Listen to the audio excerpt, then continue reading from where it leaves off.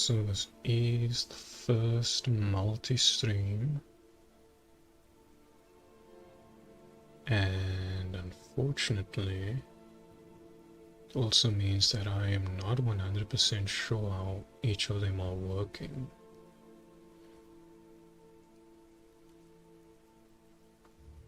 Let me check on my phone. I will send a message to myself. I see the go live. Let me check the viewer count. That isn't going up on my side. Let me check.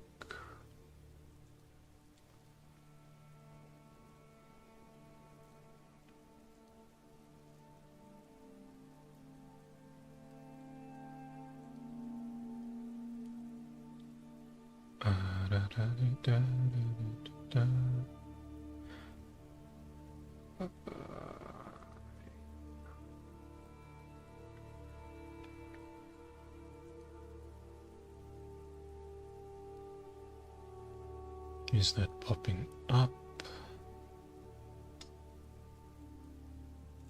Is there a delay? I don't know if there is a delay. Okay, so there is that.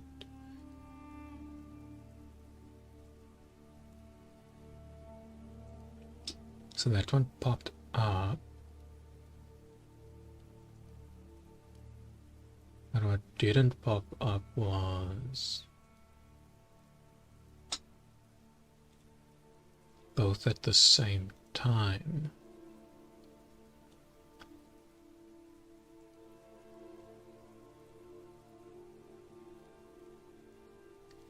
So I'll eventually find a better way to integrate the two, unless, let me go to embedded in stream. Okay, I have both of those. Message alignment. Let me have a look here. No. Background opacity. Well, you can just reduce the opacity on your own, that is. And then message background opacity can be adjusted as well.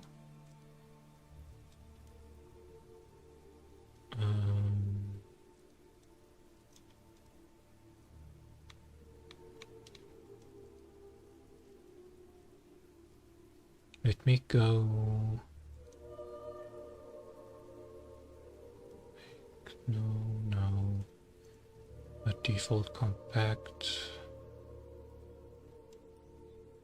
And I can do it like that. The opacity of the messages can be driven up.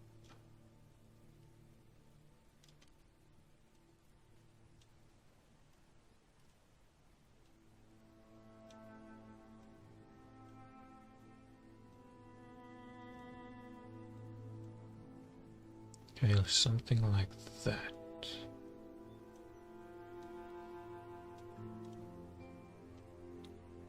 And scale is fine. Now the bigger question is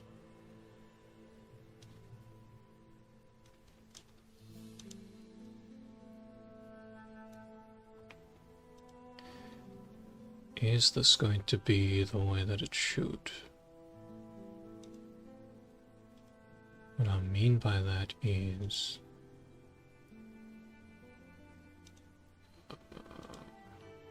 back to this.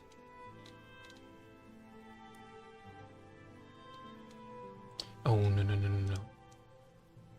I need to go over here and then not filter.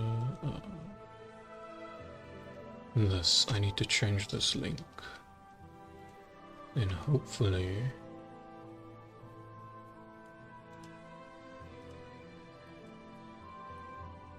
and then I need to change this link as well. Like that. Hopefully, if I put another one.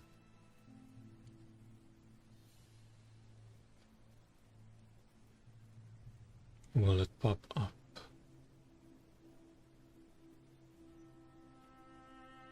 And it is not popping up.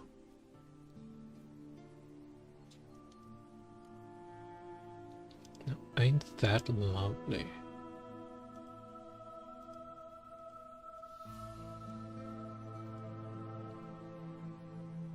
Let me turn that off then.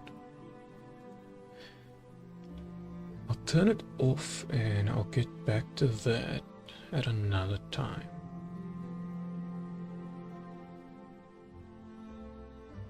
Because ultimately right now that is of no concern. And what I can do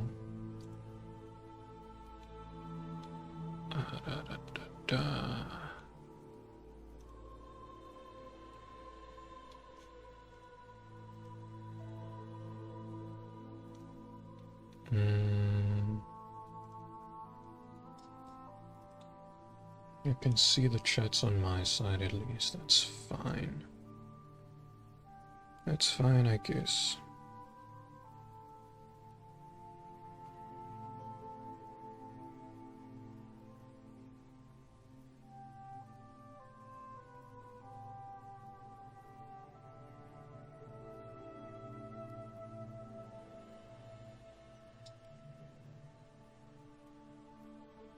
Anyway,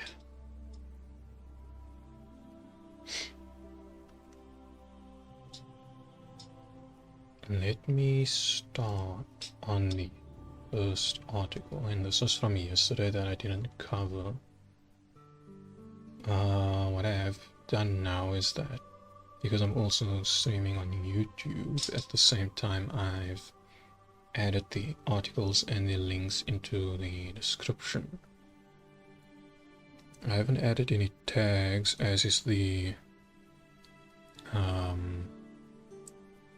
weakness of multi-streaming. I don't have the same functionality with tags, but I have added the hashtags at the bottom of the description. There's no need to hashtag bomb any of the video descriptions. Those can be at the bottom where they can be ignored.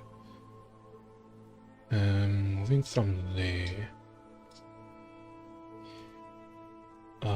let's start actually.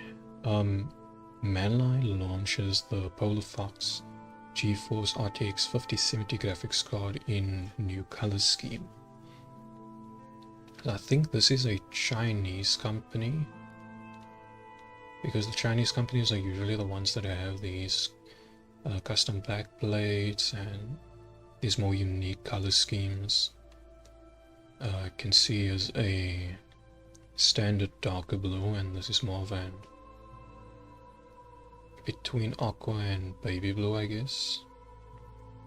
This model may not be available in all regions, but MANLI graphics cards often appear in Europe, which is a major market. A new version of the RTX 5070 from the Polar Fox series has now surfaced. Okay, so I stand corrected. I thought it was a Chinese model, but turns out it's a European model. MANLI has completely redesigned its RTX 50 series lineup.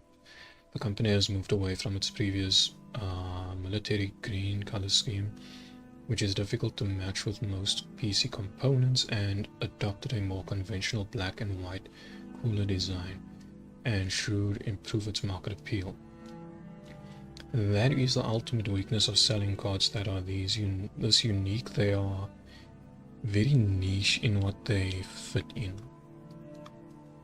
Now, the RTX 5070 launched 2 months ago. MANLI introduced a Polar Fox model with a white and blue scheme. Today, the company is adding a new version featuring a white and teal color scheme. It seems MANLI may have concluded that the original blue was too dark, as similar models are not released for the 5060 Ti series. Now, the RTX 5070 lineup includes 2 variants with similar with slightly different color accents. So the backplate is still the same by the looks of it, and there are no changes to clock speeds or backplate design. However, there are minor updates such as the addition of the Polar Fox logo and some triangular decorative elements. Triangular decorative elements. Oh, you're talking about this. Okay. The card is not yet on sale, so no information on pricing at the moment. The source is MANLI. Okay. Not a very manly card. Don't know. So it is very unique, but I don't see it fitting in a lot of color schemes. Like this can only work in people who use white cases with some form of teal RGB happening in their designs, which is technically a color that goes with white PC builds. They either go for a light teal or some light pink color, some very light purple color. It's typically very light colors, and if they have a dark color like this on their white cooler, then it doesn't fit well with whatever theme someone is going to go with. Another thing that I don't really see in let me go PC, wait, no, a white PC RGB build. Something that I don't see much in there is that if you look at these, and there's Rainbow Puke, but the most of them that have color, they typically don't take advantage of the fact that white reflects colors. So they never really take advantage of using the RGB to effectively diffuse the lighting within the case. So you can see with the screen one, for example, this is actually taking advantage of the diffusion of light that's going to happen in a completely white case. Except in this example, the motherboard is black. The RGB fans are technically black as well. It's technically just the case and graphics cards that are white, which is a good breakaway from the white. But if you are going for all white, like something more in this way, then it would make more sense for you to try and diffuse whatever RGB lighting you have using the reflective capacity of the white components. But it's rare that you ever see something like that in an all-white PC. I can see this one. So it's a bit too on the bright side, but it does take advantage of the reflectiveness of the white accents. Well, not white accents, the white components. Over here, Microsoft finally retires Skype after 22 years of service. This is a big farewell. Everyone that I know has used Skype at least once. Anyone who gamed online used Skype at least once as well. And I do remember having some lengthy Skype calls, and I stopped using it in the wake of Discord and, in a more professional setting, Microsoft Teams and Google Meet, both of which are perfectly fine in their own capacity.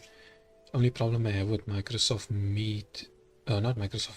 Google Meet is that it will effectively reduce your microphone volume automatically if it seems too loud, which is annoying to deal with, to say the least.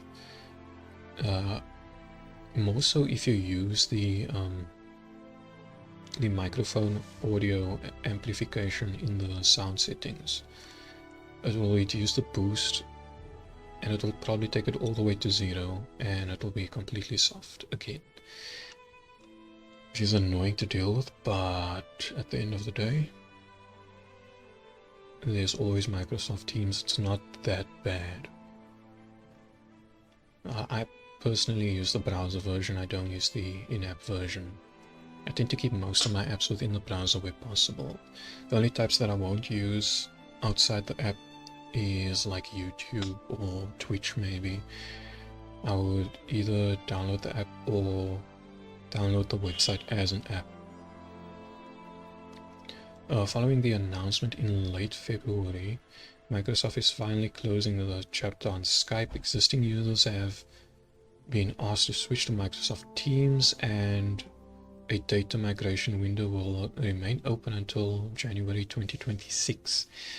Microsoft says this decision aligns with its strategy to streamline its communication services and focus primarily on Microsoft Teams. Does that mean that we're going to have, what is it called? Microsoft One? What is it? I can't get to the name. Let me check. Where's my mouse? Here we go. Is it Microsoft Outlook? Yeah, Microsoft Outlook. Are they going to get rid of that? Because if they do, and they can merge it into Microsoft Teams, that'll be even more streamlined. But if they're just killing Skype and then leaving Microsoft Outlook, then it really makes no sense in my opinion. It's similar to how Gmail should have Google Meet built into it. I don't think there should be two separate applications or two separate websites, because they're effectively the same communication. One is just text-based and the other one is just video-based, which can be integrated into one another. Because that option is available on communication apps like Discord can switch from purely voice communication to video communication, and something like WhatsApp can have voice calls and video calls and text calls. Discord can technically do the same thing with text communication as well, but it can integrate all three components into one another. So it makes no sense for them to have all of those. Windows 11 also at the same time. I didn't even read that article finish. At the same time, most people are using Gmail anyway. They're not using Microsoft Outlook. So you might as well merge the two together and move on from there.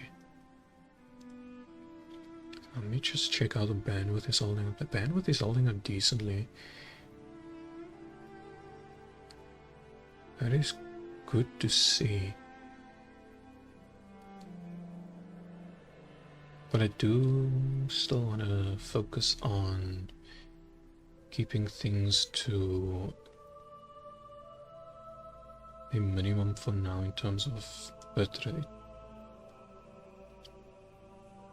I don't want to increase the bitrate any more than I have to, but eventually when I can use H.265 encoding, I'll probably boost the bitrate up to 6000.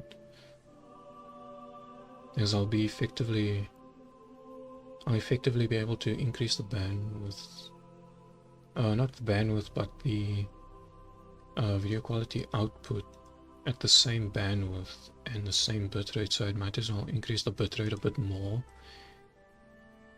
so that we can have better bitrate quality at least. Alright.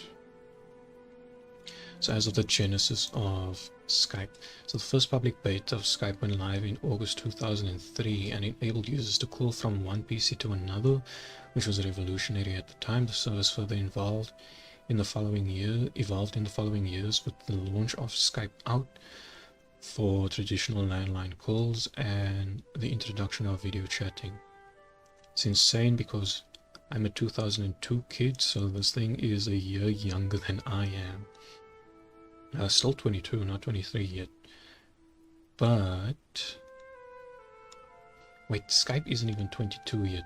What is this? No, it's not 22 yet. It's 21. And if it is being X'd as of the time of the article, then more than likely it will stay 21 years old. Unless they pull it through to August, then it's possibly going to be a 22-year-old app. This helped grow the platform to 40 million registered users by late 2005.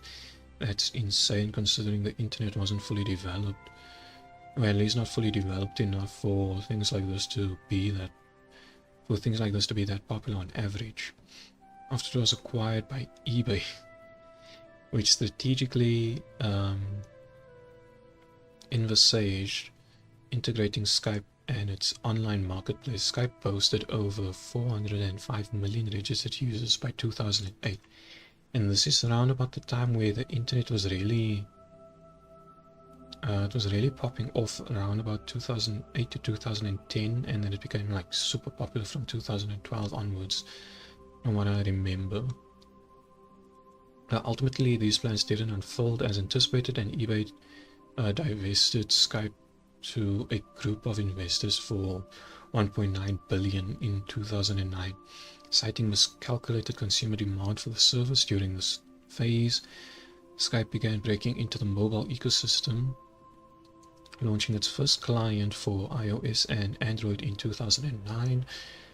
It eventually reached a milestone of 27 million simultaneous online users across mobile and desktop. By 2010, Skype was teeming with 660 million registered users globally. That is insane for 2010. Microsoft acquisition and the downfall. Yep, as is typical with Microsoft acquisitions. In 2011, Microsoft acquired Skype for 8.5 billion and integrated it into its core Windows, Xbox, and Outlook services. This propelled Skype to acquire 40% of the international call market share by 2014. Yet this peak was fleeting. The following years brought in the surge of competition by the likes of WhatsApp, Telegram, Discord, Zoom, Google Meet, and Microsoft Teams. Funny thing is that everyone was like, why does Microsoft Teams exist if we have Skype? And I get the feeling that when Microsoft acquired Skype, it was purely to just absorb it and remove one piece of competition. And it doesn't help that something like Discord, which is completely free, well, not completely free, it has its own purchasing for 1080p video streaming and all of that, but all those paid features aside, Discord out of all of these is probably the best of them. And the fact that these are all large competitors at large is just a testament to like how popular communication software became in that period of time, and with Microsoft probably bringing out Microsoft Teams around to have their own proprietary version of it. They wanted to axe Skype and just get rid of one more competition so that it can absorb more clients. After the pandemic-driven boom subsided, Skype's daily active user count hovered around 36 million, while Teams was able to grab almost 300 million, and that difference is quite telling. It only got worse as Microsoft poured most of its resources into Teams, overshadowing the once eminent Skype, which had already been losing ground in the market, leading to its eventual retirement today on May 5th, 2025. So the app is 21 years old, and it's effectively shutting down as of the publishing of the article. How does this impact existing users? Microsoft explains this change is part of an effort to streamline its services, focusing on Teams as its primary communication platform. If that is the case, that means Outlook is going to see an end soon. They highlight that Teams offers similar core functionalities to Skype, such as one-on-one calls, group calls, messaging, file transferring, with additions such as hosting meetings, managing calendars, community features. So if you've been a part of Skype ecosystem, Microsoft recommends transitioning to Teams, where your data will be automatically ported within minutes. If you choose not to migrate, you can also export your data. Microsoft is set to delete all Skype user data by January 2026, so it's best to act now if you wish to transfer your Skype credentials, contacts, and chats to Microsoft Teams. Visit the official Skype website and proceed with starting using Teams option. As usual, Microsoft, they fumbled it completely. They had the Skype account. I had a Skype account from 2003 on. It was created using email with no longer in existence. I changed email to my current one, but it does not allow merging the accounts. I cannot export the data, as well as it requires a connected Microsoft account. I do not need Skype much, but I do use it to connect to elderly relatives that know it and understand it well. WhatsApp will get the job done just as easily, my friend. Skype still existed, I didn't even know, been years since I last used it, lol. And that is the sad reality, that as soon as things like Discord came out, people just switched over to that.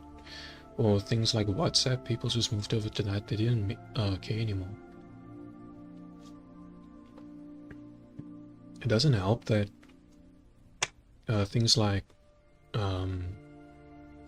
Facebook, Instagram, Twitter, now X, became more popular in their own right and eventually overtook communication platforms like Skype. This one is a very interesting one to see. Yeah, let me just have a look over here.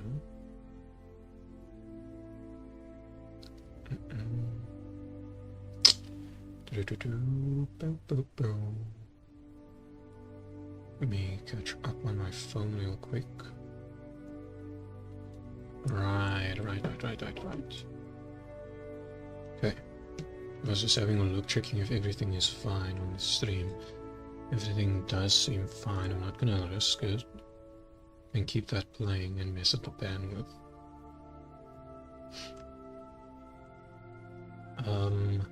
Yeah, so Windows 11 24H2 update is now automatically downloading on some PCs.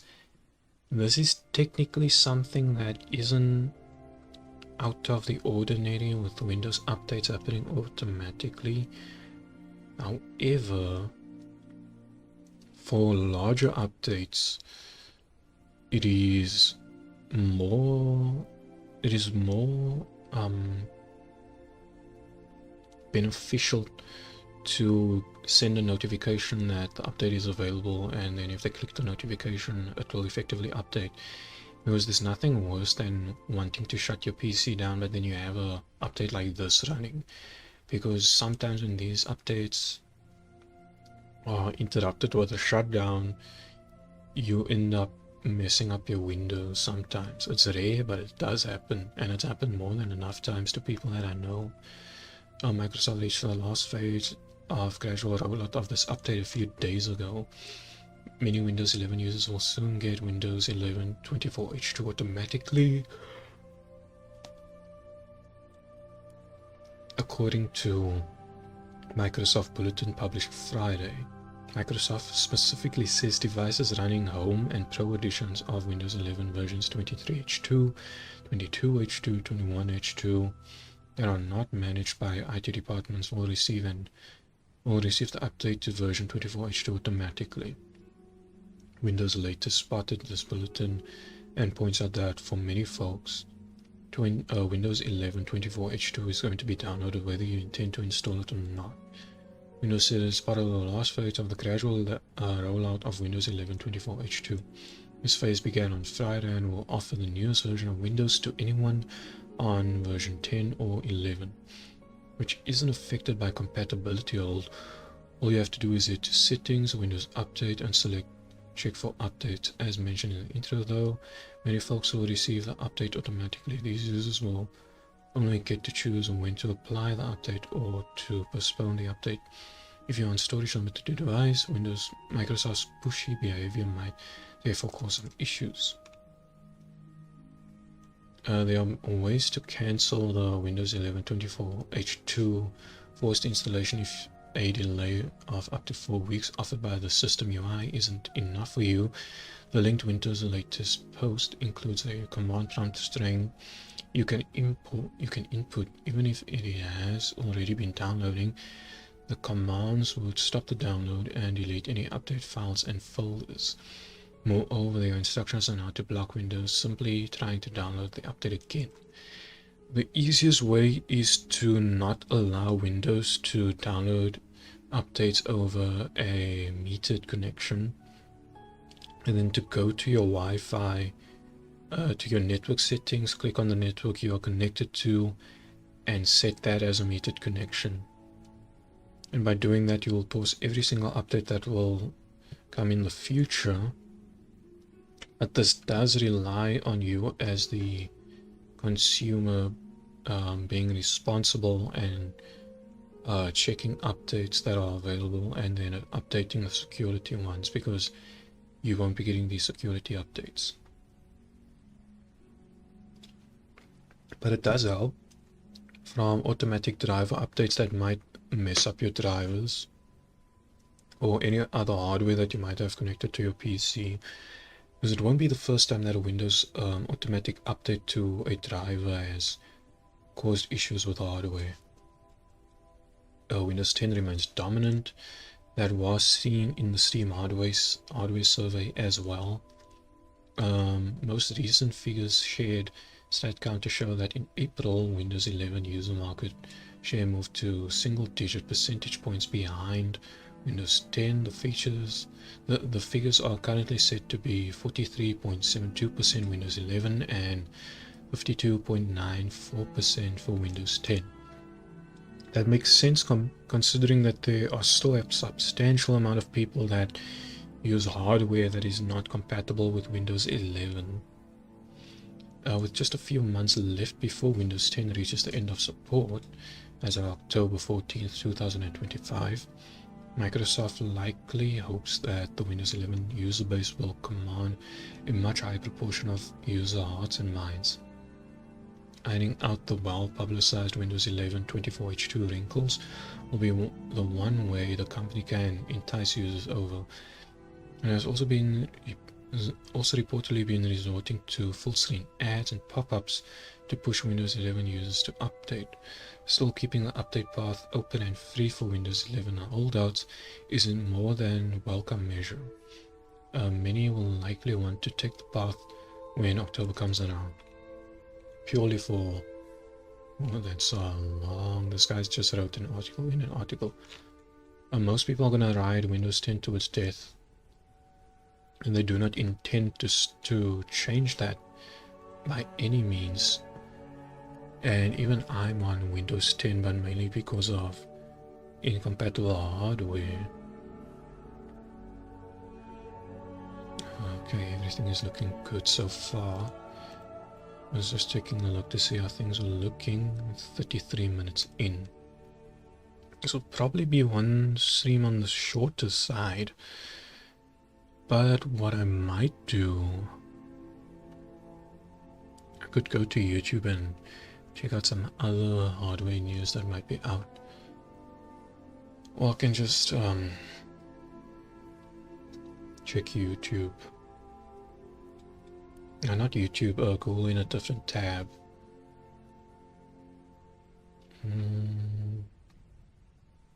Okay. So there has been a 10% surge in the Taiwanese currency versus the US dollar, which would potentially hurt PC and components pricing.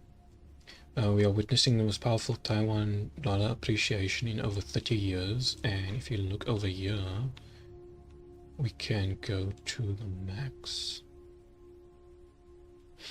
And this will be from around 2006, May 19th.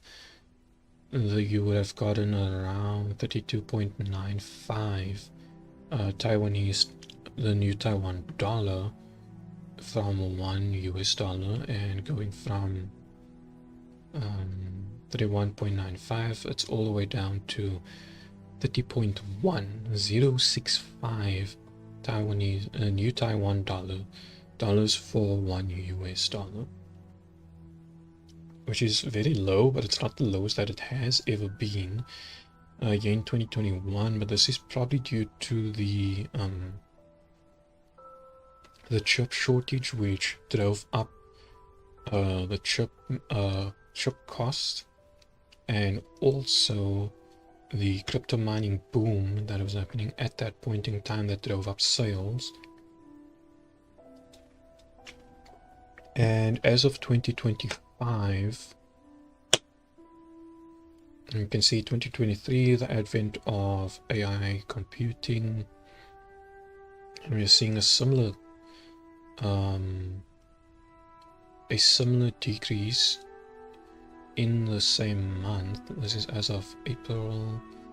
Here's May 13th. Here's May 6th. They weren't the lowest of the years, but they're still very low regardless. Excuse me. Okay. Now, will this affect the prices of hardware? I don't think it will. Obviously, everything that's been released up until now will keep its price. The companies in Taiwan will effectively receive more money, but the amount that you'll be spending on them would still remain the same, to my knowledge.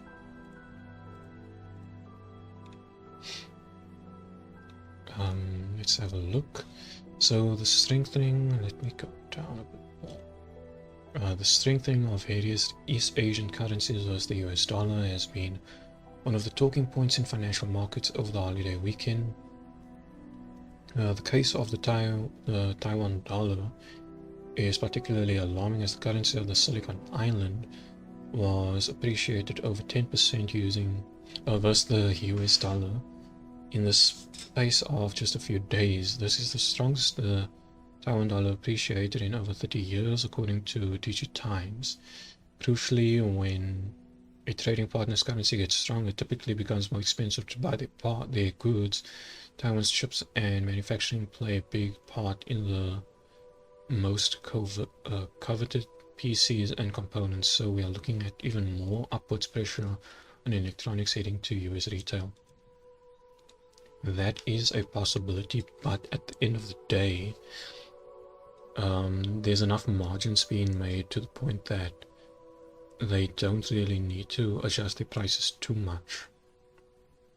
Because the prices aren't going to increase by 10% or more. It's probably going to be a bit less than 10%, because they already make enough margin on whatever components and PCs that they sell. DigiTimes shared statements and reports from some of Taiwan's major electronics players such as Asus, Pegatron, Wistron, Foxconn, and it noted that most of these companies hold broad currency portfolios to lessen impacts, shocks when there is turbulence in exchange rates. However, we are seeing the biggest currency valuation moves in over 3 decades. It is difficult to be prepared enough. One might hope this 10% dive in US valuation is a temporary blip on the radar, or else there will be significant pressure on profit margins.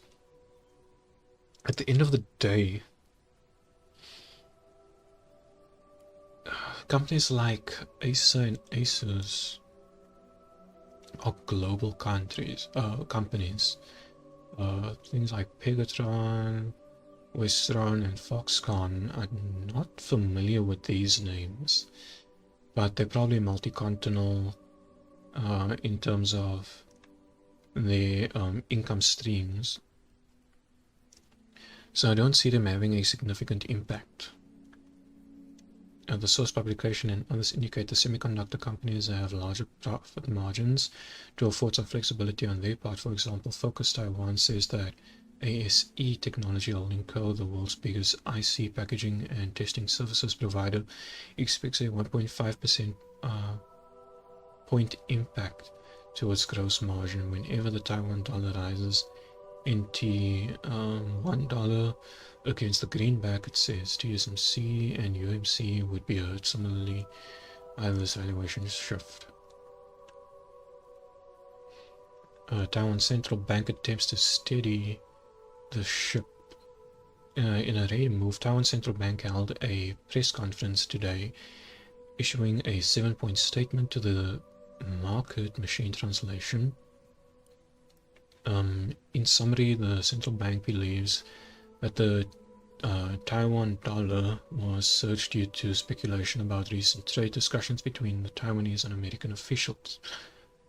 People seem to be expecting that the US will ask Taiwan to manipulate its currency to make American imports cheaper. However, the governor of the bank denies there is any such influence. Taiwan Central Bank confirmed the country's economy remains strong. However, global financial markets are in a volatile era. Last but not least, individuals and organizations with an eye on currencies would be wary of speculators seeking to move valuations up by overly exaggerated or untrue market analysis, generating irrational expectations. Looking at live data, the central bank's statements seem to have stemmed the Taiwan dollar's appreciation versus the US dollar for now. And at the end of the day, these large companies, they make pricing and market moves based on expectations and based on hypotheses that they have on the market and market shifts, as well as the economy changes that can happen in the future. All these are calculated when they are making their prices and their financial moves in the market.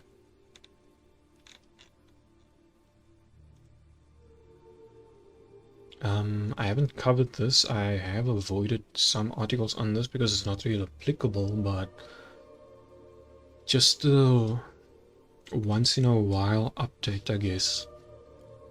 The Nvidia RTX Pro 6000 Blackwell appears online with an eye-watering price tag of over $11,000 US. Over 3 times the cost of the price inflated RTX 5090, but it has more CUDA cores and massive 96 gigabytes of GDDR7 memory. My assumption of why these components tend to be this much more expensive isn't because of the performance difference, but more so because the components that they use can be cooled by a blower style cooler and be a 1 to 2 slot card. Nvidia's upcoming RTX Pro 6000 Blackwell workstation GPU has started appearing in more online listings, particularly in Japan and Europe. According to Twitter user, a Japanese retailer has listed the GPU for $1,630,600, which is approximately $11.326 US. And I am actually feeling hungry, very hungry. Okay, what's the time now? The time is 14:21. It's not that late in the afternoon, but probably break at 3 to get something to eat. And we also spotted the GPU at UK-based online retailer Scan, which is accepting pre-orders for a PNY branded RTX Pro 6000 graphics card at 7,859, can say 50 and 860 euros, probably around 10,433. Notably, the Scan listing currently displays an image of an RTX 5000 Founders Edition, likely serving as a placeholder. Last month, RTX Pro 6000 Blackwell was spotted on a US-based IT retailer for enterprise customers, just days after the official announcement at GTC. The retailer listed the GPU at $8.565 US. $8,565 US dollars, which is around a 26% increase over the previous generation RTX 6080. The RTX Pro 6000 GPU primarily targets professionals working in high-performance computing, AI development, data science, content creation, and engineering visualization. It's designed for workstation users who need extreme levels of GPU acceleration for tasks such as complex simulations, large-scale AI model training, real-time ray tracing, and advanced 3D rendering. And this is more like movie-based 3D rendering. But it can also be in industries where a lot of 3D modeling happens to be used in like CNC mills or 3D printing farms and things of that nature. How much further do we have? This hunger is actually getting to be pretty bad now. Based on GB202 chip, the RTX Pro 6000 workstation class GPU features 24,064 CUDA cores spread across a 188 streaming multiprocessors with 128 CUDA cores each, with a boost core speed of 2,617 MHz. The GPU comes with a massive 96 GB of GDDR7. For comparison, the RTX 5090 has 21,716 CUDA cores with a peak clock of 2,400 MHz and 32 GB of GDDR7. Now the GDDR7 that's used in the 5090 is the 2 GB chips. So I'm assuming that this is the 3 GB modules and it's clamshell, because if this is getting the 3 GB modules, it would be a 48 GB card, and if it's clamshell, it would effectively have 96 GB of GDDR7. But that's just an assumption that I'm making. This is benchmarks, that doesn't really matter. Yeah.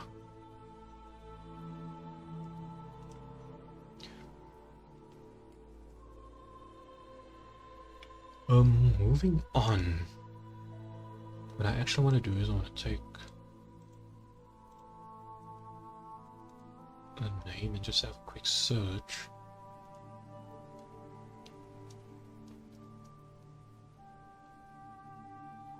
I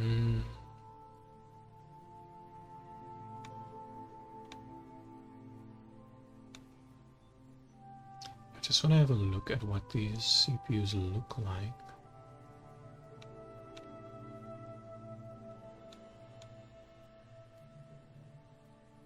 Do they go over the cores and threads? Here we go. So we got 1020, 816, 1020, 1020. And then we have Comet Lake, which is 612 and 816 at 45 watts. These are actually really good if you think about it. And then they have a frequency that maxes out at 5.3 gigahertz. These aren't bad specs. They are embedded solutions, I guess, so they use that. But it's cool to see. So these are probably workstation laptops. So the NBook Fly laptop series with a new Comet Lake based Xeon processor, but arguably not significant upgrade from earlier specifications, as revealed by Notebook Check. If you crave more visual workspace for multitasking, the laptop's dual-screen design is surely appealing. It's really not appealing considering what you have at the bottom. You're better off just getting an external monitor. It's just $900 US. It's quite reasonably priced, nice given the features, but the dated processor and lack of dedicated GPU might be significant compromise depending on your workflow. And that's not to mention potential for duties and tariffs that might drive the price above $1,000 US. N1 is a rather niche Chinese brand that specializes in laptops, tablets, and mini PCs with limited distribution and products available globally. Even the laptop in question today is only available from Banggood, which is a Chinese direct-to-consumer online retailer. The brand offers several laptop models, including dual-screen, traditional clamshell designs, to meet the needs of most consumers. And here's the listing on. This looks like dark mode AliExpress, but it's probably Banggood.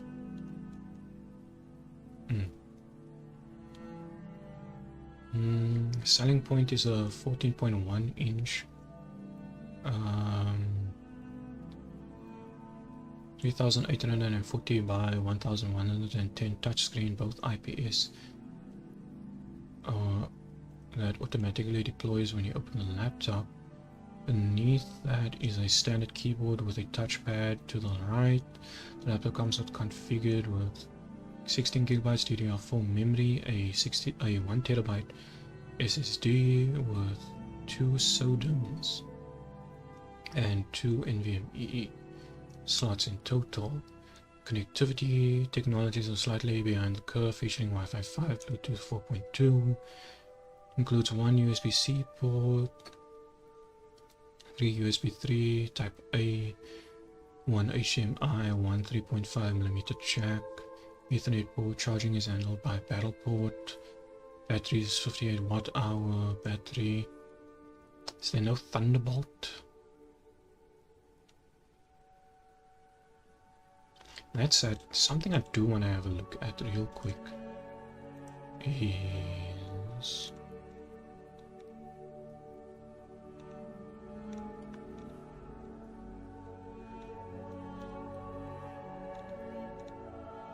do they specify the USB, not USB 5, but Thunderbolt 5?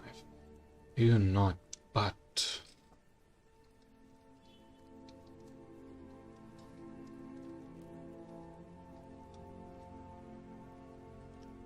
something that I am very interested in is the Thunderbolt laptops.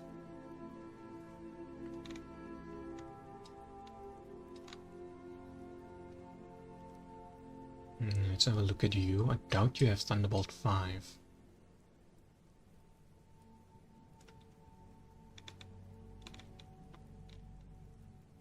It's a backlit keyboard. USB 2 Type A, HDMI 3.2 Gen 2. There's no Thunderbolt. No Thunderbolt.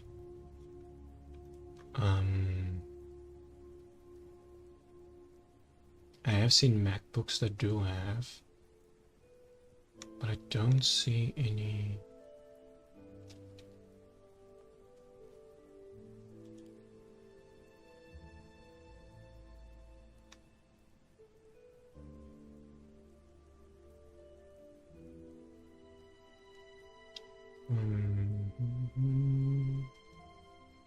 Blah blah blah.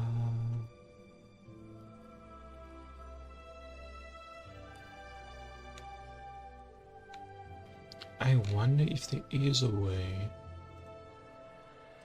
to add USB 4v2.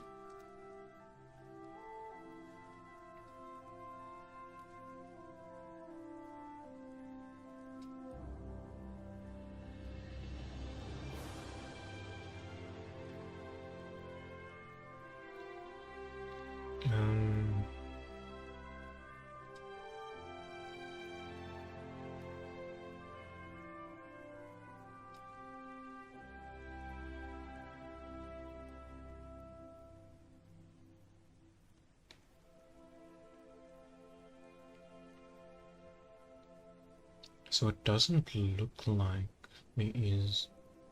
What I can do is NVMe to USB 4v2.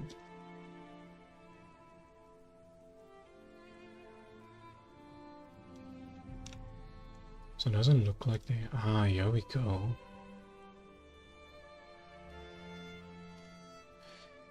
So this is something that I have looked at. Oh, don't tell me, bro. Oh, that is not what I wanted, man. Come on.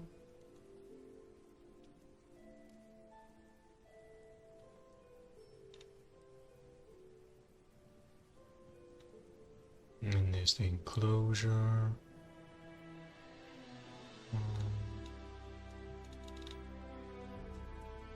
Oh well.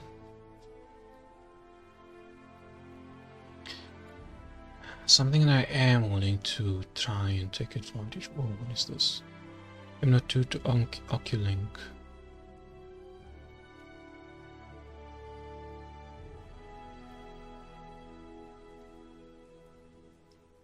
The fact that this is a 1 terabyte is actually insane. Anyway, there isn't anything available on that, but something that does interest me more is Thunderbolt 5 and USB 4.2, 4v2. And there isn't much happening over there. Arrow Lake Die Shot shows off the details of Intel's chiplet-based design. It might be slow in gaming, but the architecture is still a sight to behold under the hood. The die shots from Intel's Arrow Lake architecture has been published, revealing Intel's triplet tile infused design in all of its glory. Andreas Schilling on X shared several images of Arrow Lake up close, revealing the layout of Arrow Lake's individual tiles and the layout of the cores inside the compute tile. Where is the photo?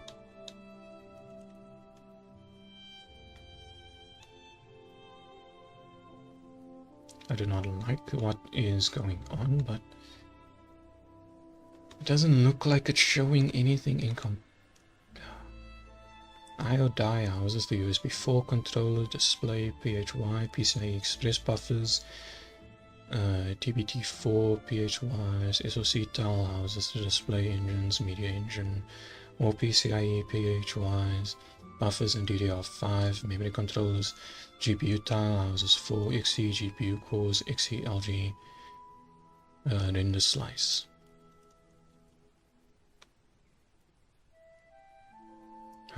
Exposes the cache layout for the Arrow Lake comprised of 3 megabytes of L3 cache per core, so 36 megabytes in total, because these are 8 core parts. 3 megabytes of L2 cache per equal cluster with 1.5 megabytes shared between 2 cores directly, and interconnect bridges the two L2 cache clusters together, which is also responsible for connecting each core cluster to the ring agent.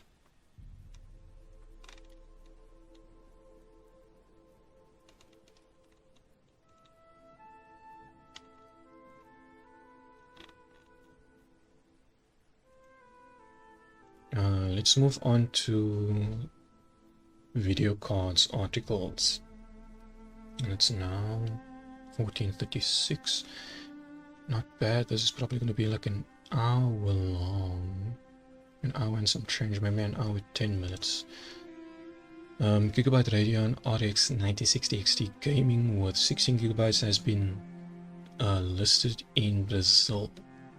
So Brazil is notorious for having quite expensive GPUs.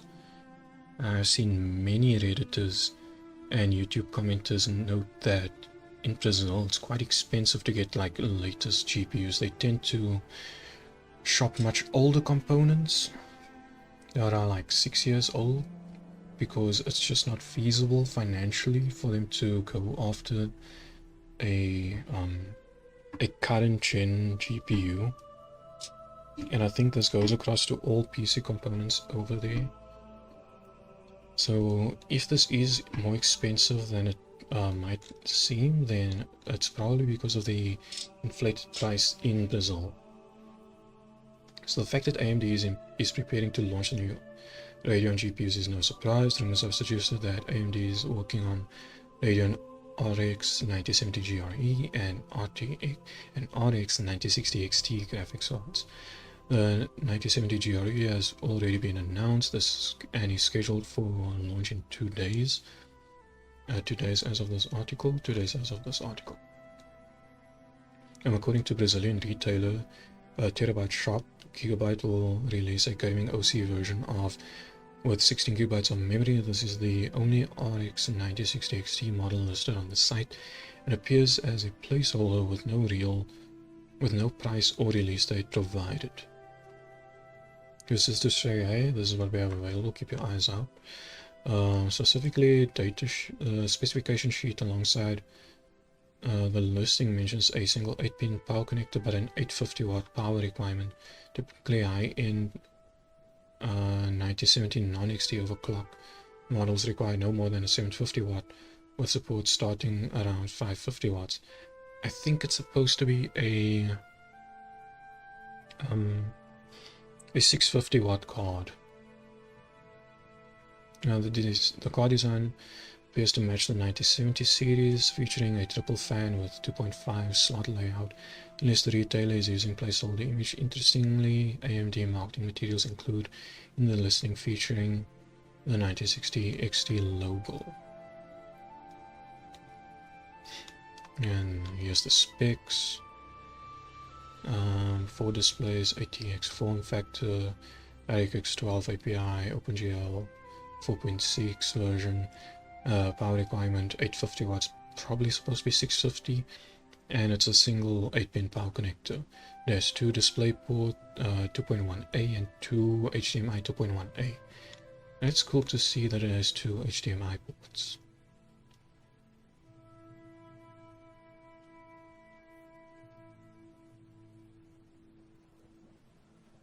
Uh, 850 watts, there's a GPU that's locked at a locked FPS. Could consume about 120 watts with a 7600. You're okay with a 350 watt PSU. That may be true, but at the same time I wouldn't trust a 350 watt power supply for a dedicated GPU that has an 8-pin power connector. Maybe one that has a 6-pin power connector, but definitely not an 8-pin power connector.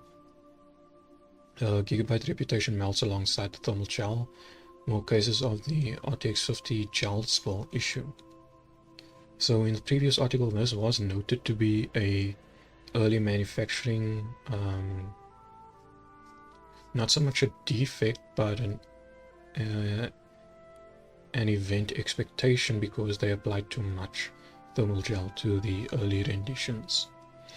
There's our third report on the thermal gel leak situation. Gigabyte confirmed they used on both RTX 50 series and Radeon RX 9000 series. However, no user reports have surfaced yet involving the AMD models. Now, this could come down to that AMD's GPUs were scalped to hell and back, and also that the GPUs were probably returned when more RTX 50 series GPUs came into stock. The common theme among affecting cards is they appear to be installed either vertically or with the GPU facing upward. As far as the thermal gel spill has not caused any known damage, it's not supposed to be conductive. More affected, the gel is leaking toward the PCIe connector, which will become a dangerous problem. More importantly, there are now photos showing of some memory models exposed due to gel displacement. As ever with Gigabyte, avoiding anything ending in U. It's particularly hilarious considering Gigabyte gave Asus crap about their quick release feature with video cards scuffing up the card. Karma sucks. And at the end of the day, this has happened in multiple cases where brand models were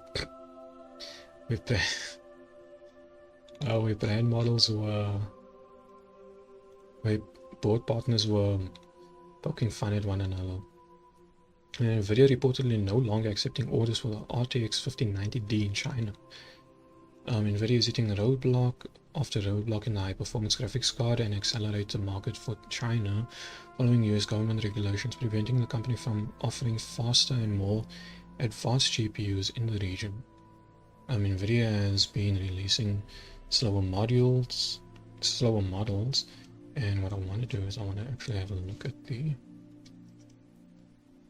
RTX 1590D.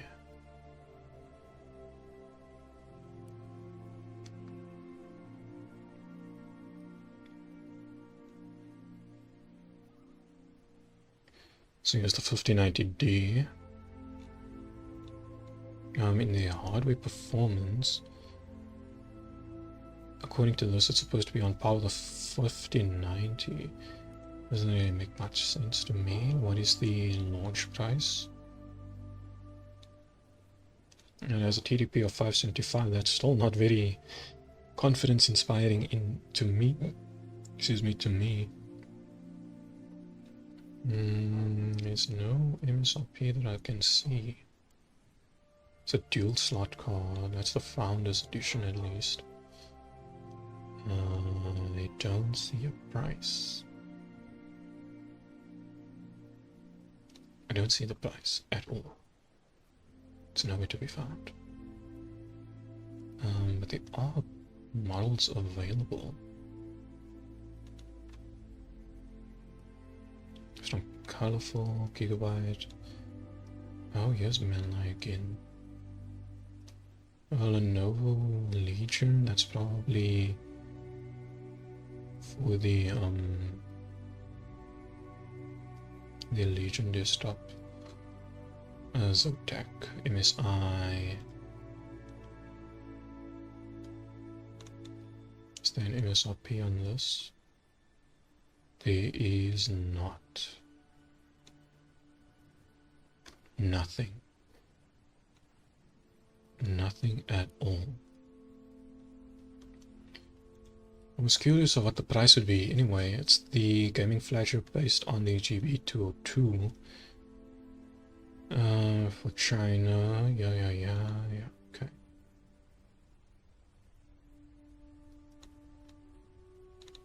This is probably with 90% of the 1590 cards are assembled in China. Unfortunately, it's probably due to the that legislation where they can't sell the cutting-edge technology to China. And Taiwan is having a similar legislation where TSMC can't provide their most advanced nodes to other countries. Gears of War Reloaded official coming to PlayStation 5 and Xbox PC. and Xbox PC. Original Gears of War, yeah, we all played it, we all loved it. So it's going multi-platform. That's cool to see. I don't care about the remastered games, just adding some lighting, a bit of textures, and modern features. Unlike remakes, would totally like a new game. So I'll pass for that. I don't know, man. I liked Gears of War. I wouldn't mind playing a remastered version of it.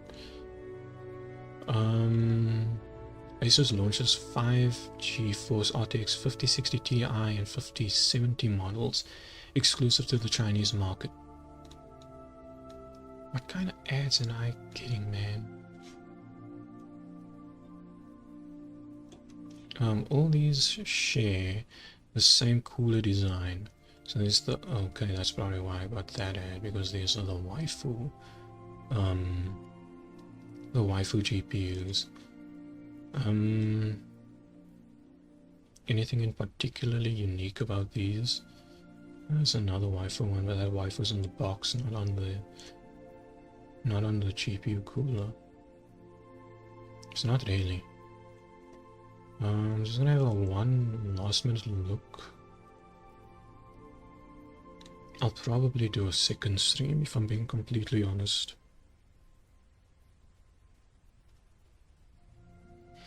I'll do a second one and then move on from there.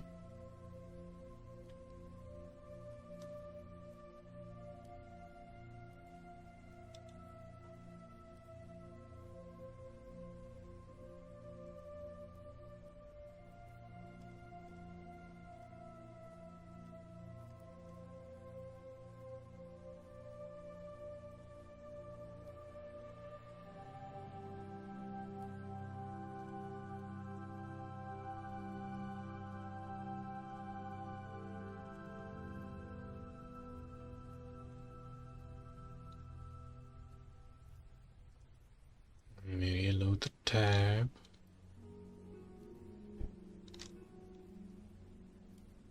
Okay, so we do have some more articles that are trickling in.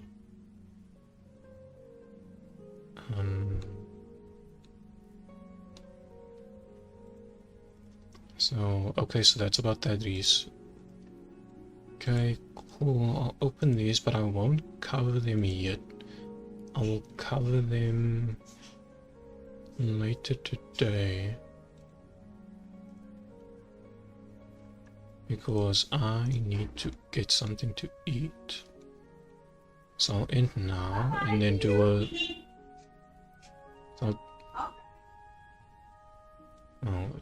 So I'll probably end now and then we can go to the next stream and cover this later today. So I'll end stream now and then I'll catch you guys in like an hour or two from now. No, not an hour, maybe 2 hours from now. I'll just hop back on. It will probably be another short one of like an hour maybe, and then I'll move on from there and probably end later. Anyway, hope you guys enjoyed, and then I'm just gonna take a break, get something to eat, and then get back in the next 2 hours.